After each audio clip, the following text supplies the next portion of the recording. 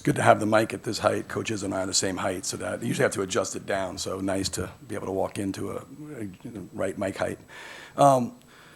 Discouraged, disappointed. We came here to try to win the game. Thought we had a chance. Got up 5 there with 10 and a half to play, and too many mistakes on both ends against an excellent team. I mean, Michigan State's one of the best teams in the country, and you can't have as many errors as we did on both ends of the floor from down the stretch. Missed free throws, a couple missed layups. Too many fouls, some blown ball screen coverages, try to go zone, mess that up twice. So too many mistakes last 10 and a half minutes against an excellent team with, Hall of Fame coach. The line's a high line. And we put ourselves in position but didn't get it done. And it's disappointing. I'm proud of our guys. Love the way we competed. Loved our fight. But certainly some lessons we'll take with us. And hopefully we get an opportunity like this again in a couple months. And we'll be better for this experience.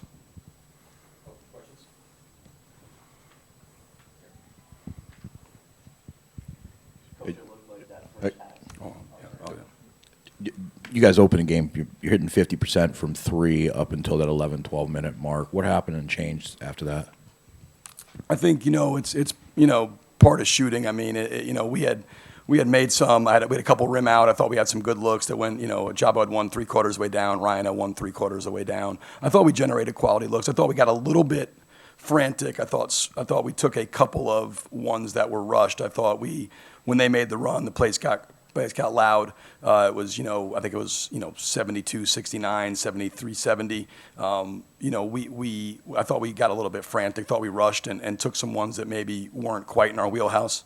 That was part of it. But we had, we weren't getting enough stops. It was really putting a lot of pressure on our offense.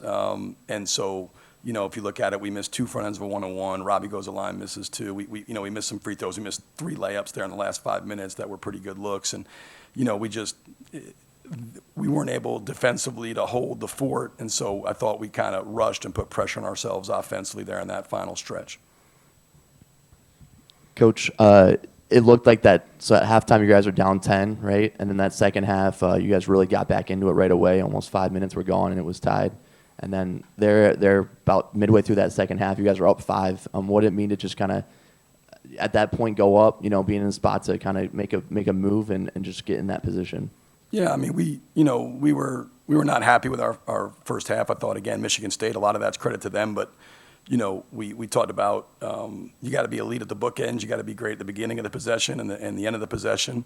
They beat us up on the glass, and we turned it over 11 times in the first half. So a lot of times, their best offense was our offense because we were throwing it to them. They got 21 points and turnovers, 20 points off second chance. So, we shot ourselves in the foot a lot. Again, credit to them because that's what they do. But I thought, we kind of steeled ourselves at halftime. We were like, we haven't played well. We're only down 10.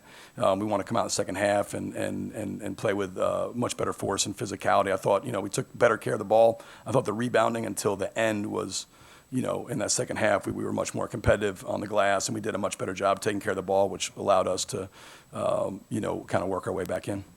Coach, Isaiah had a monster game for you today. He did it against Alabama. Smallest guy on the floor against arguably your toughest 2 opponents this season. He's put up monster games. Just talk about the way he continues to produce against top-notch opponents.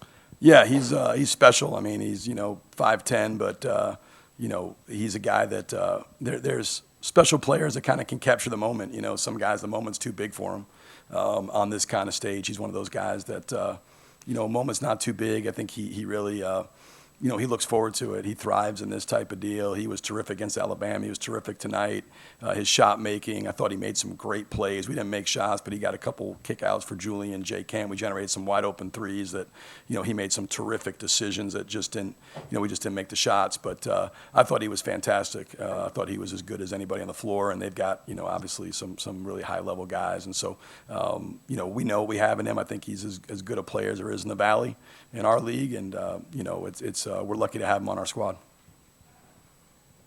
Coach, right here, I'm wondering, obviously foul trouble had a little bit to do with it, but with Robbie, what were they able to do with him to sort of limit him when he was in the game for you guys? Yeah, I think, certainly foul trouble, 18 minutes. They did a good job of really trying to pressure him. Sissoko's so athletic.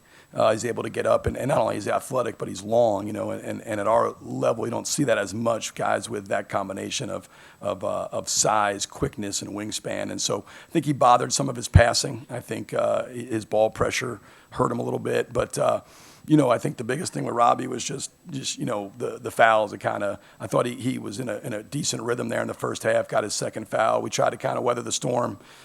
Second half, he gets 3-4 bang bang, and so it's just put us in a little bit of a bind. But credit to them, and I think the combination of Sissoko's athleticism and length plus foul trouble were the biggest things in terms of kind of negating what he normally does. And he wasn't, nobody is, but that he's certainly capable of playing better than he did today, and he'll be better next time. But he's he's a special player and certainly one of the best bigs at our level, no question.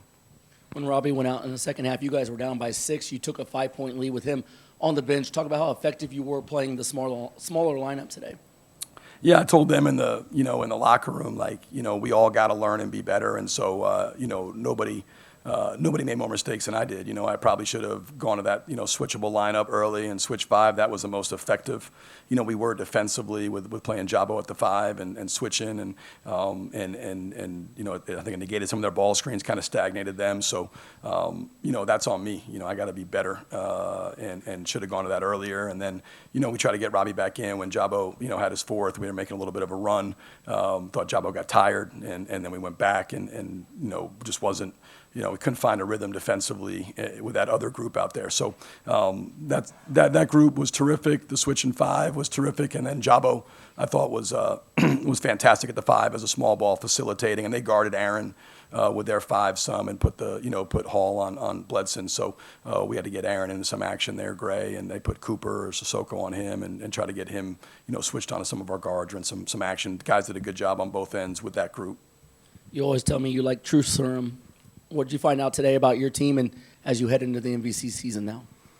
I think we've got what it takes to be a championship team, but we got a long way to go.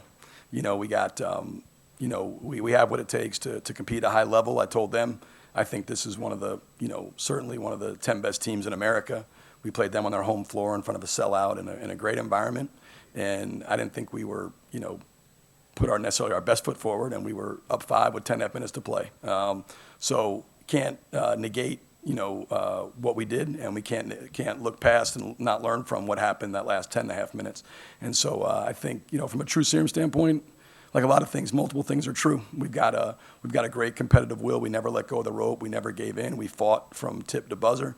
Guys were playing as hard as they possibly could, and then we got to clean up some things. This line is as high a line as we'll play this year. And what a line I mean is like how good you got to be to win this kind of game against this quality opponent.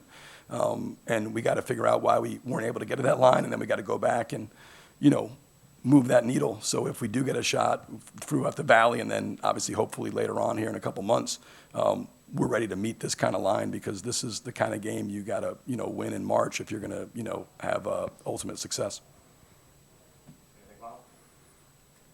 Thank you, guys. Appreciate it. Thanks.